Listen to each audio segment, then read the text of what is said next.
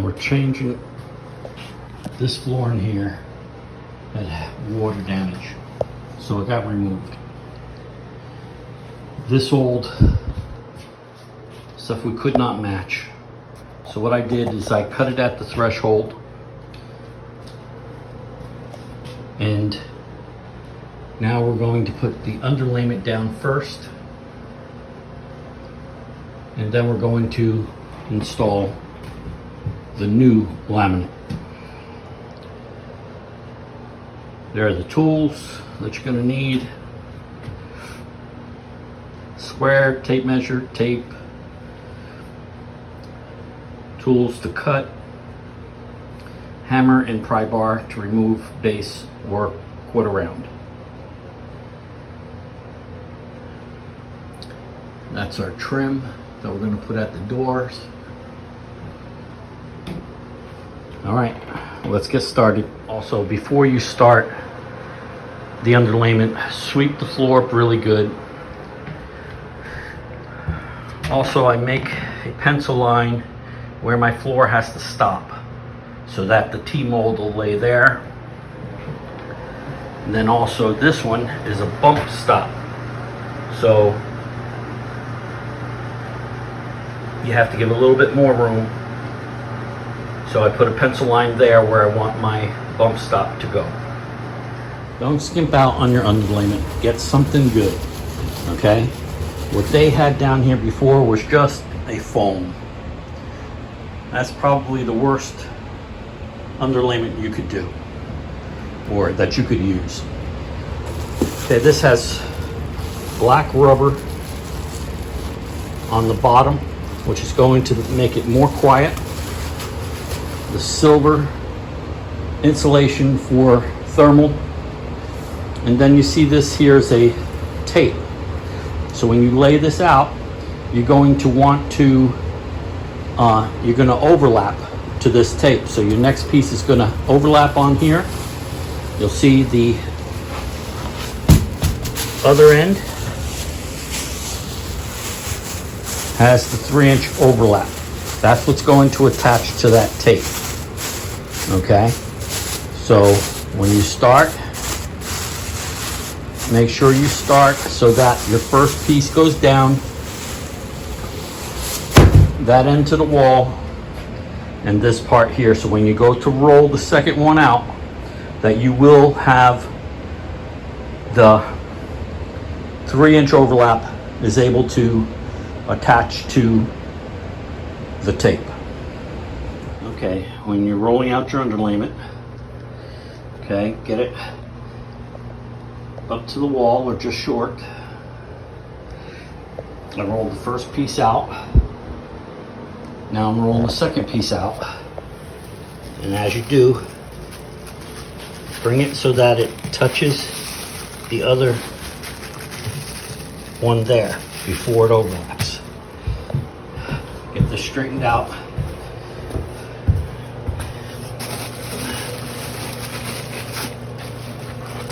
Okay.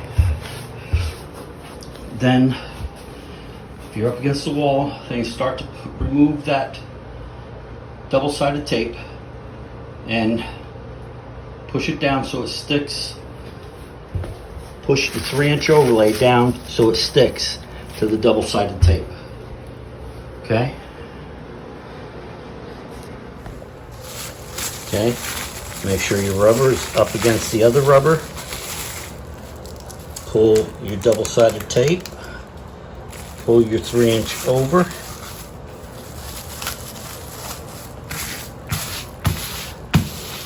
This way you're creating that moisture barrier and sealing that together. Make sure you're not overlapping or have a gap. Okay? Make sure you're not overlapping, that it stays nice and smooth together, and or you don't have a gap. You don't want to have a gap here. If you do, pick it up, bring it tight so that you don't overlap or have. When I get to the wall, I cut it long so that all I have to do is I push it down and then I cut right along this edge.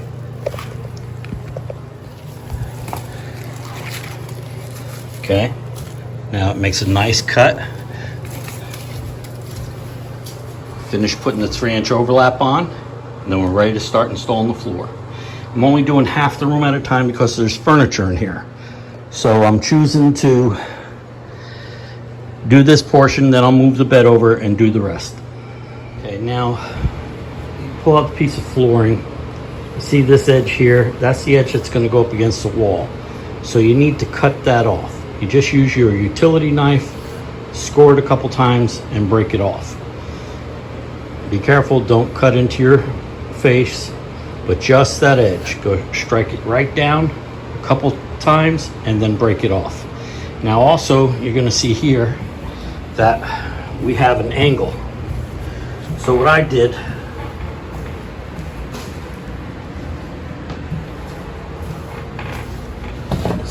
I took a piece of the floor that I cut out.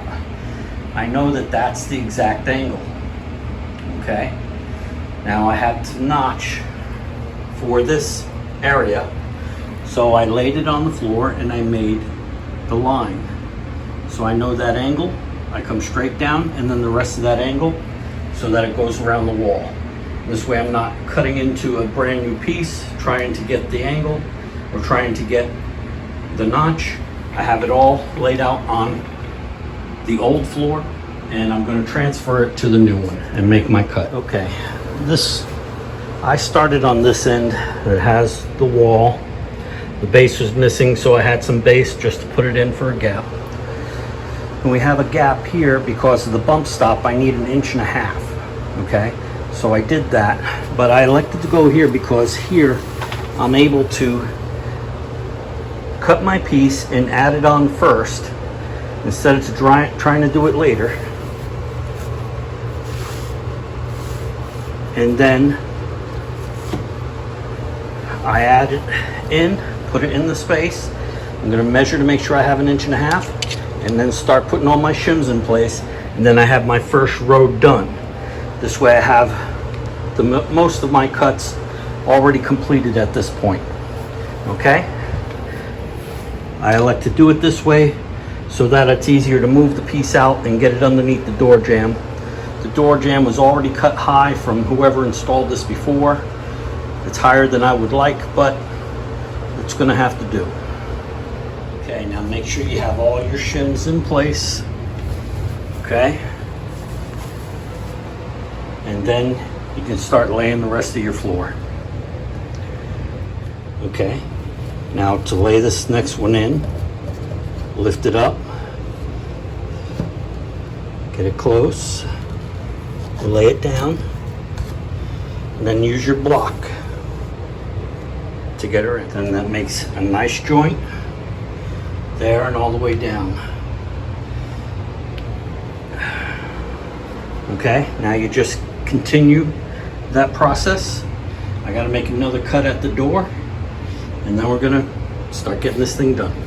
Okay, bring in your next piece, raise it up, get it tight.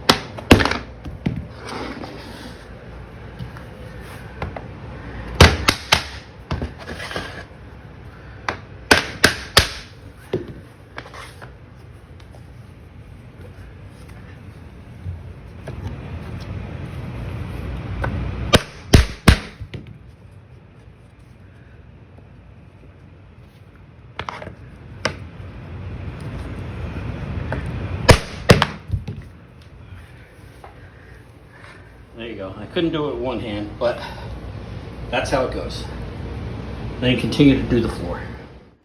Did the one side of the room, moved the bed over, And I put the underlayment down. Took out the old floor, put the underlayment down.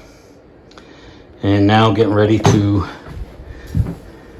install the rest of the floor. Okay, that's it. I put the transition strips in. I just need to do the quarter round now. But that's how you install a laminate floor. Okay, give me a thumbs up. Building with Papa, like, subscribe, and ring that bell.